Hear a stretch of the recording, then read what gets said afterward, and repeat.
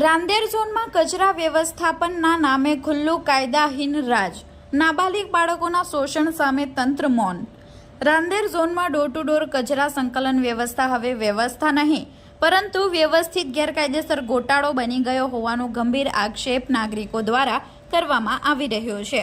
નાયબ આરોગ્ય અધિકારી શ્રીમતી રીતિકા મેડમજીના કાર્યકાળમાં ઝોનની સ્થિતિ એવી છે કે જાણે કોઈ કાયદો, કોઈ નિયમ અને કોઈ જવાબદારી અસ્તિત્વમાં જ નથી। રાંદેર ઝોનમાં રોજબરોજ ખુલ્લેઆમ નાબાલિગ બાળકોને કચરાની ગાડીઓમાં કામ કરતા જોવા મળવું એ શરમજનક હકીકત છે। બાળમજૂરી પ્રતિબંધ કાયદાનો દિવસમાં પ્રકાશમાં થતો આ ભંગ શું અધિકારીઓને દેખાતો નથી કે પછી જાણીબૂજી આંખ મૂકી લેવામાં આવી રહી છે, એ સૌથી મોટો સવાલ છે। નાગરિકોનો સ્પષ્ટ આક્ષેપ છે કે રાંદેર ઝોનમાં એક પણ ડોર ટુ ડોર કચરાની ગાડી નિયમ મુજબ ચાલતી નથી।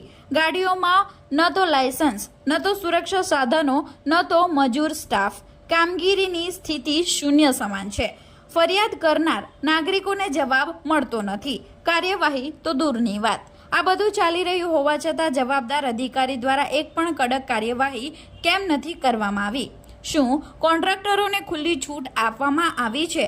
શું મહાનગરપાલિકાના નિયમો માત્ર કાગળ પર જ છે? રાંદેર ઝોનની સ્વચ્છતા, નાગરિકોના આરોગ્ય અને નાબાલિગ બાળકોના ભવિષ્ય સાથે જે રીતે રમખાણ ચાલી રહ્યું છે તે સ્પષ્ટ કરે છે કે તંત્ર સંપૂર્ણપણે નિષ્ફળ ગયું છે।